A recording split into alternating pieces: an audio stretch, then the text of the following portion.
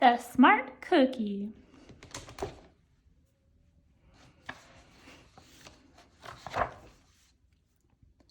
Greetings, I'm a cookie.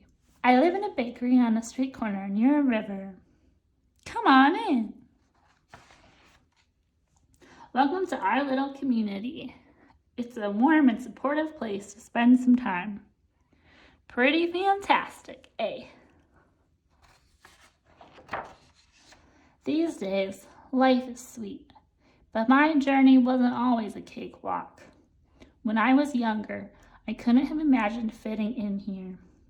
For a long time, I didn't feel comfortable speaking up or sharing my ideas.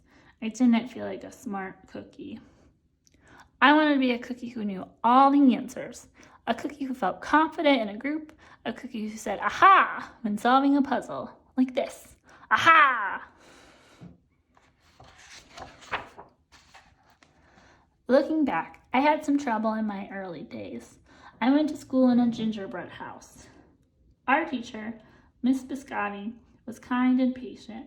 When I arrived each morning, she waved at me and smiled. But I didn't get the best grades.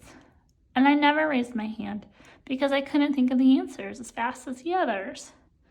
And I was the last to finish most tests.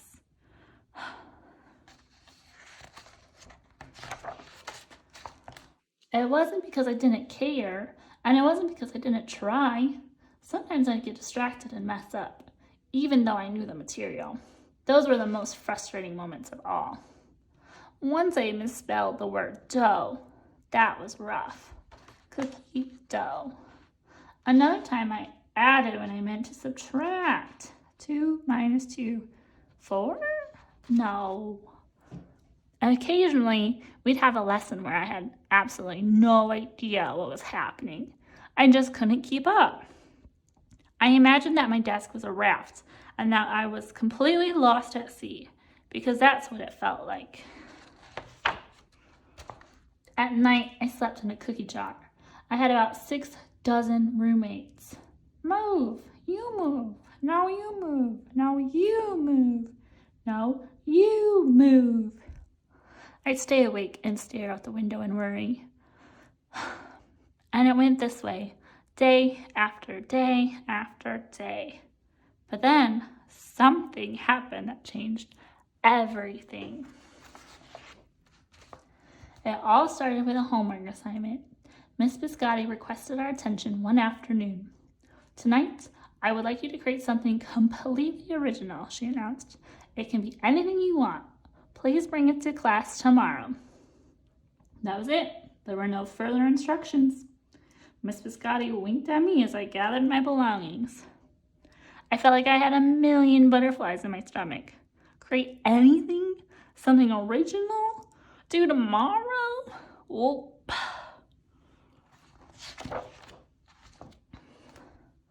When I got home, I immediately went to work. At first, I tried a cooking project.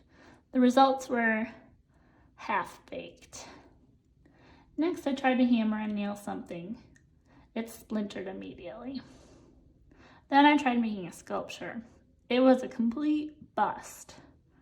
I wondered if I was about to fail yet another assignment. I was stuck. I stared out the window and watched the rain hit the river. There was something mesmerizing about the water, how it moved in such a chaotic way, swirling around and around, yet ultimately figuring out exactly where it needed to go. Aha! Suddenly I had an idea, and I decided to write something original. A poem!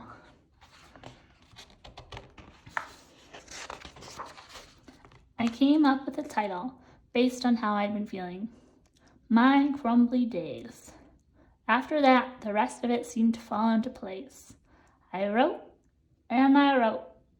I lost track of time. An hour went by in a flash. Aha! I said when I was finished.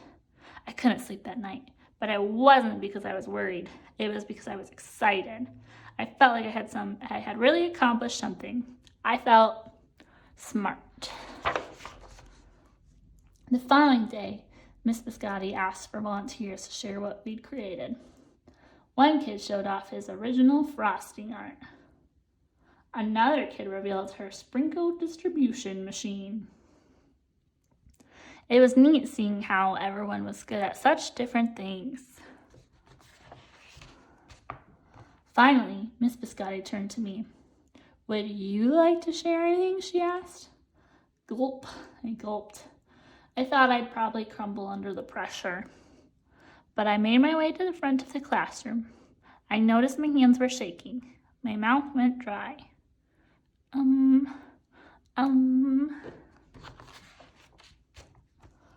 This poem is called My Crumbly Days, I said, my voice cracking.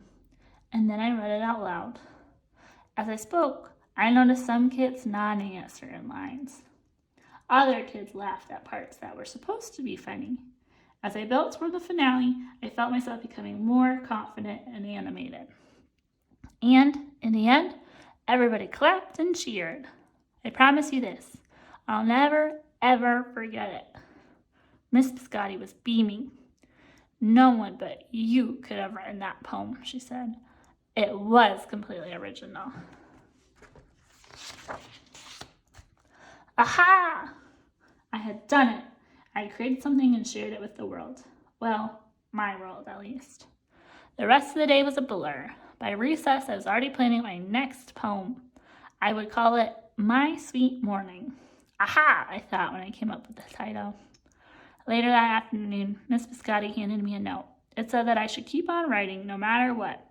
That meant so much to me. School was a bit different after that. It wasn't so scared to raise my hand or ask a question or share my work. Sure, some things still didn't come as easily for me as they do for others. Bonk. But now I know that you can be smart in many different ways. You don't have to have the answers to every question or suddenly be great at everything all at once. You just need a chance to try all kinds of things to find out who you are and what you like to do. As for me, I learned that I can write and I can think up great ideas. And I found plenty of other things I'm good at too. I no longer feel lost at sea. It's more like floating down a river. And the best part is, there's always more to learn. Because we're all smart cookies. Poetry night. The end.